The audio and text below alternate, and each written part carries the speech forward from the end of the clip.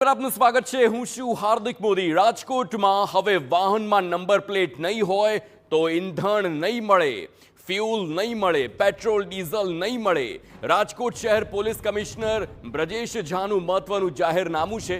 Petrol pump સંચાલકોને જાહેરનામાની અમલવારી કરવાનો આદેશ આપવામાં આવ્યો। જે વાહનમાં નંબર પ્લેટ નહીં હોય તેને પેટ્રોલ ડીઝલ નહીં મળે। આ મોટો નિર્ણય સામે આવ્યો છે। નંબર પ્લેટ વગરના કોઈ પણ વાહનમાં પેટ્રોલ ડીઝલ નાખવા પર પ્રતિબંધ મૂકવામાં આવ્યો છે।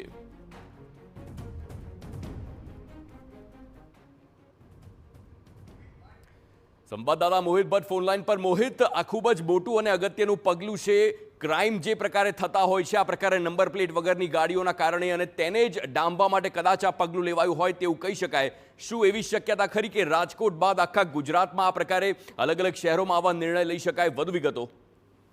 હાર્દિક, જે રીતે હિટ એન્ડ રનની ઘટનાઓ, ચેન સ્નેચિંગની ઘટનાઓ અને લૂંટ અને જે ચોરી જેવા બનાવો છે તે બનતા હોય છે ને, તેમાં જે વાહન ચાલકો છે તે નંબર પ્લેટ વિનાના વાહનો છે તેનો ઉપયોગ કરતા હોય છે, જેને લઈને જ રાજકોટ પોલીસ કમિશનર બ્રિજેશ ઝા છે તેમના દ્વારા એક આ મહત્વનું જાહેરનામું છે તે બહાર પાડવામાં આવ્યું છે। આ જાહેરનામું આજથી કુલ 60 દિવસ સુધી અમલમાં રહેશે, જેમાં કોઈ પણ વાહનમાં જો કોઈ પણ પ્રકારની નંબર પ્લેટ નહીં હોય તો તેમને સીએનજી, પેટ્રોલ કે ડીઝલ છે તે ઈંધણ છે તે પૂરી દેવામાં નહીં આવે। આ ઉપરાંત જે પેટ્રોલ પંપ સંચાલકો છે તેમને જે પોતાના પેટ્રોલ પંપ છે તે પેટ્રોલ પંપ પર 4x3 ફૂટનું એક બોર્ડ મારવાનું રહેશે, જેમાં ઈંધણ નંબર પ્લેટ નહીં તો ઈંધણ નહીં આ પ્રકારનું લખાણ છે તે પણ લખવાનું ફરજિયાત છે। તેનો આદેશ છે તે કરવામાં આવ્યો છે। જો કોઈ પેટ્રોલ પંપ સંચાલક છે તે આ જાહેરનામાનો ભંગ કરશે તો ભારતીય ન્યાય સંહિતા 2023ની કલમ 223 મુજબ કાયદેસરની કાર્યવાહી છે, ફોજદારી કાર્યવાહી છે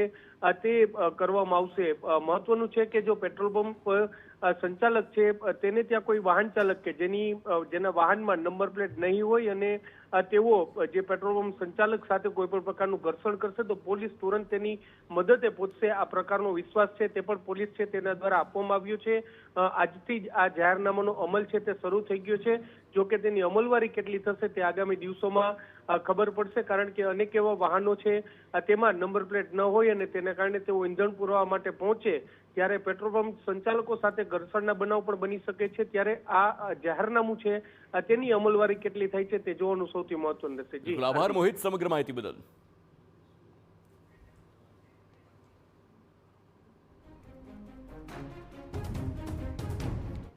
અમદાવાદમાં